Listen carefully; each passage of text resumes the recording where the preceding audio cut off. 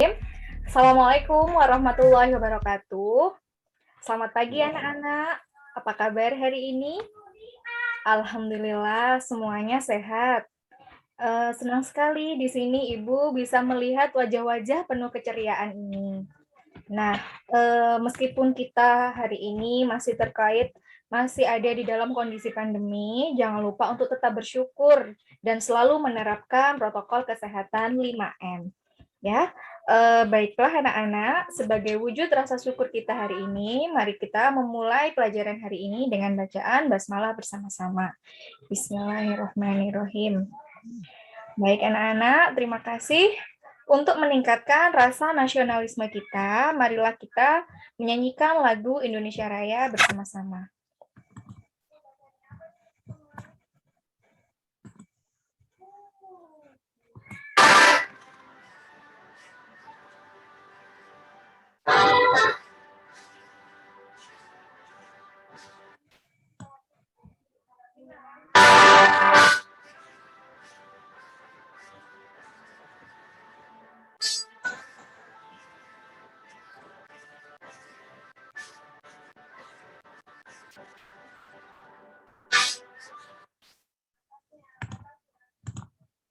Baik, terima kasih anak-anak sudah menyanyikan lagu Indonesia Raya secara bersama-sama.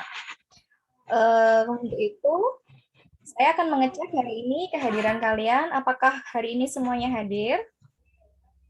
Ada 10 siswa yang sudah hadir hari ini, berarti semuanya bisa mengikuti pelajaran dengan baik. Made masih ingat materi kita minggu lalu? Ya, betul sekali. Minggu lalu kita sudah membahas tentang prinsip K3LH dan juga dasar hukumnya. Adakah yang masih ingat logo dari K3LH? Ya, betul. Jadi logonya bergambar seperti jeruji dan di situ berwarna hijau. Ada yang tahu apa tujuan dari K3LH, anak-anak? Ya, benar sekali. Jadi, semua tujuan itu sudah disampaikan oleh kalian, dan tujuan yang sudah disampaikan tadi, yang sudah kita pelajari minggu lalu, akan kita pelajari di minggu ini, di mana kita di hari ini akan mempelajari tentang kesehatan kerja, khususnya penyakit akibat kerja, beserta pencegahannya, serta kecelakaan kerja juga tindakan pencegahannya. Adapun tujuan pembelajaran kita hari ini adalah melalui pendekatan saintifik dengan model pembelajaran PBL berdasarkan feedback dan soal HOTS dengan tanya jawab, diskusi, dan presentasi, diharapkan peserta didik mampu yang pertama, memecahkan masalah terjadinya kecelakaan kerja dengan tepat. Kedua, mengonsepkan tindakan pencegahan kecelakaan kerja dengan tepat. Ketiga, mengonsepkan jenis-jenis dan tindakan pencegahan penyakit akibat kerja dengan benar. Yang keempat, menunjukkan tindakan pencegahan terhadap kecelakaan kerja dengan percaya diri. Dan yang kelima, menyajikan peta konsep pencegahan penyakit akibat kerja dengan percaya diri. Jadi, kelima hal itulah yang akan kita capai pada pembelajaran hari ini. Bagaimana? Apakah kalian sudah siap, anak-anak? Oke, sudah siap ya? Untuk itu, Ibu akan meminta kalian untuk melihat tayangan video berikut dan diperhatikan dengan seksama. Oke, silahkan disimak dengan baik.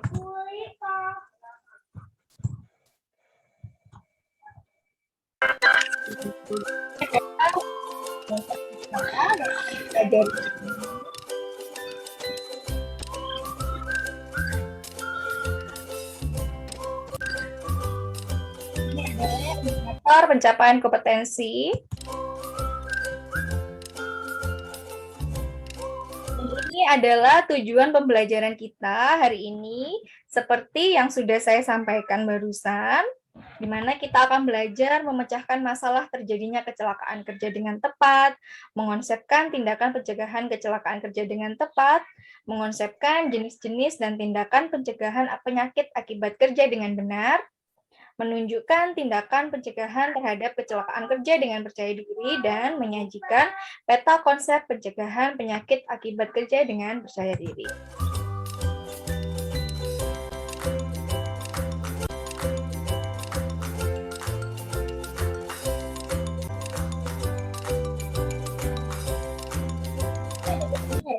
Kira-kira kalian pernah melihat atau pernah mengalami tidak sengaja menghirup debu? Lalu, apa yang terjadi pada tubuh kalian?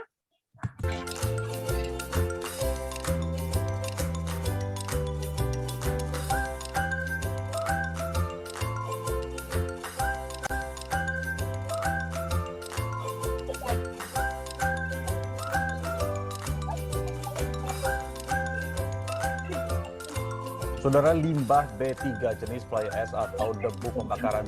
Saudara, limbah B3 jenis fly ash atau debu pembakaran batu bara milik PLTU Suralaya Merak dibuang dengan menggunakan truk tanpa penutup sehingga meresahkan warga. Ya, tidak sedikit di antara mereka yang kini mulai terserang penyakit paru setelah menghirup debu pembakaran.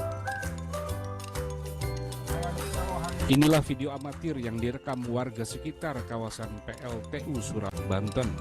Abu debu sisa pembakaran atau fly ash berhamburan. Akibatnya banyak warga sekitar PLTU Suralaya mengalami infeksi saluran pernapasan akut. Itu kepanjangan dari Teknologi, pedagogik, and content knowledge. content knowledge ya, content knowledge dan content knowledge. Jadi TPEC-nya ya, jadi harus ada teknologi. Ya. P-nya itu pedagogikalnya, kemudian konten knowledge, konten. Nah, jadi ada semuanya Bu ya. Nah, menurut Ibu sudah tergambar nggak di RPP Ibu TPEC-nya? Ya. Untuk TPEC-nya sudah bisa terlihat dari yang pertama, di set 2 ini saya menggunakan metode daring. Dimana daringnya saya menggunakan aplikasi WhatsApp video conference Bapak, di mana di video conference-nya ini bisa untuk memuat sejumlah siswa saya di forum diskusinya. Kemudian juga menggunakan video conference. Rencananya gunakan apa Bu di video conference?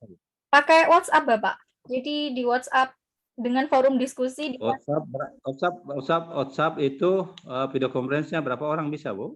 Bisa 50 Bapak. Bisa 50 ya. Oke, menggunakan. Jadi yang penting bisa. Kemudian break kelompoknya gimana Bu?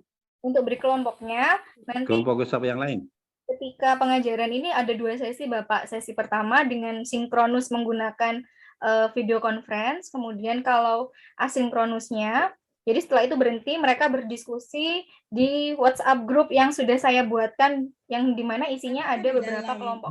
Ini, adakah di dalam RPP menyampaikan hal-hal atau informasi terkini atau kasus-kasus yang diangkat itu terkini menjadi isu global begitu? Kalau tadi dari masalah yang saya angkat itu Ibu, seperti yang ditimbulkan oleh industri batu bara, limbahnya, di mana debunya ini membuat polusi untuk sekitarnya yang menyebabkan penyakit ISPA dan juga TBC begitu Ibu. Ya, Ibu konsepnya tentang terkini apa Bu? Itu kan sudah lama ya. Konsep terkininya misalnya terkini kayak begini Bu, ini kan varian COVID pertama ada satu ya, kemudian ada lagi varian yang lain, kemudian ada lagi informasi mengenai ternyata dia gampang bereplikasi di udara. Nah itu seperti itu informasi terkini. Nah kira-kira dalam K3 ini, Ibu bisa memasukkan informasi terkini itu sebagai enrichment atau pengayaan pada saat memberikan kasus ya, mengorientasi ya paliterate ya, terliterasi siswanya. Jadi kan harus dimasukkan hal-hal baru, dengan tapi isu terkini maksudnya ya, isu terkini. Boleh hasil penelitian terkini dan seterusnya. Jadi ibu gurunya juga harus literate selalu. Nah, penyakit dan keselamatan kerja ada juga saya lihat itu secara fisik, ada juga penyakit Bu ya. Nah, bagaimana adakah itu materi untuk menangani penyakitnya? Bukan mencegah. Kelihatannya yang banyak K3 di sini mencegahnya ya. Untuk diajarkan juga penanganan. Untuk di set ini saya masih ke tindakan pencegahan Ibu. Baru nanti di set ketiganya anak-anak belajar tentang GLP dan juga tentang P3K. Itu saja sih Ibu yang saya ajarkan di mapel analisis kimia dasar terkait dengan KD K3LH ini. Oh gitu. Nah, misalnya kan ini juga termasuk bekerja di laboratorium, Ibu ya, atau bekerja di industri kimia misalnya. Nah, apakah Ibu pernah ini nih penyimpanan bahan-bahan kimia? Ya. Nah, saya ingin coba Ibu membagi bahan kimia itu berdasarkan toksisitasnya.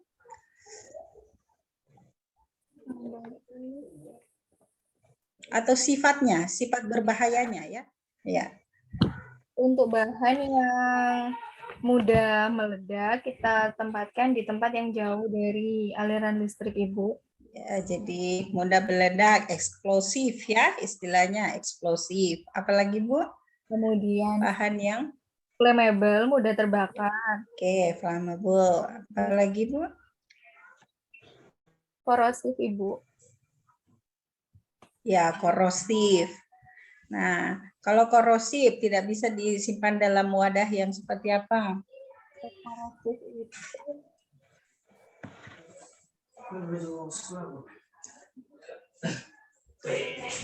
korosif berarti tidak boleh disimpan di tempat mana, Bu? Kalau korosif? di wadah yang bening. Apalagi Bu, flammable, toxic ya? Racun, kemudian Ya, apalagi? Eksplosif. Apalagi Bu? mudah terbakar. Itu tadi sudah ya Bu? Ya, flammable kan? Memang. Oke, mudah teroksidasi. Nah, harus simpan di dalam Lemari. harus simpan dalam wadah apa kalau mudah teroksidasi? Mudah teroksidasi harus dalam wadah gelap Ibu. Oksidasi bisa disebabkan oleh apa? Bagaimana Ibu? Oksidasi zat kimia, zat-zat itu bisa disebabkan oleh apa saja? Panas. Oke, panas berarti harus simpan tempat yang sejuk ya. Jangan tempat. Oke, apalagi? Oksidasi oleh panas, oksidasi oleh cahaya, berarti harus simpan tempat yang wadahnya gelap ya, botolnya berwarna. Kan seperti itu yang harus termasuk pencegahan, menghindari kerugian material dan non material bahkan fisik. Kadang panjang sekali. Nah, menurut Ibu HOTS itu kepanjangannya apa, Bu? High order thinking skill. Oke, apa kriterianya sampai soal evaluasi itu dikatakan HOTS? Kriterianya menurut saya itu siswa diberi ini dulu Ibu. Gambaran tentang masalah yang ada di kehidupan sehari-hari. Dan nanti mereka akan berpikir kritis bagaimana cara. Oke, berarti kontekstual ya. Satu, kontekstual. Kriterianya apa lagi? Kemudian ciri-ciri soal yang HOTS.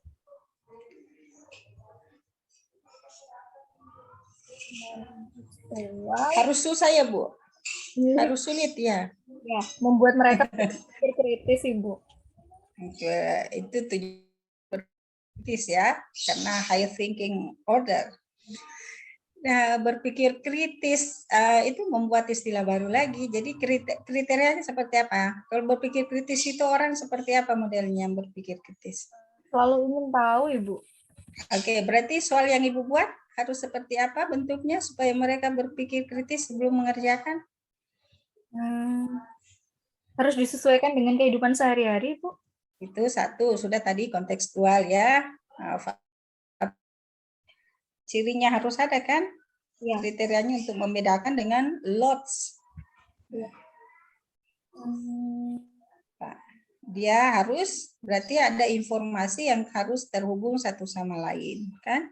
Jadi siswa membuat siswa itu menggunakan data-data yang ada, mau tersirat atau tersurat di dalam di dalam soal. Jadi soalnya itu mengandung data yang atau informasi yang kalau mereka berpikir menghubungkan semua informasi itu, menganalisisnya, kemudian membuat kesimpulan, nah itu sudah HOTS ya. Jadi menggunakan berbagai tingkat berpikir ya, kemampuan berpikir. Nah itu mungkin HOTS ya. Saya melihat soal-soalnya ya, udah lumayan ya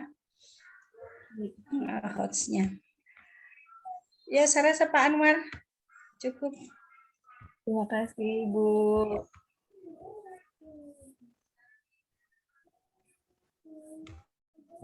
Untuk Pak Anwar, ini masih termute. Iya. Ini apa judul ininya mata pelajarannya, Bu Lisa? Kimia dasar, Ibu. Analisis kimia dasar ya. Anwar. Ya, Bu ya. Makasih Bu Nisa. Terima kasih banyak.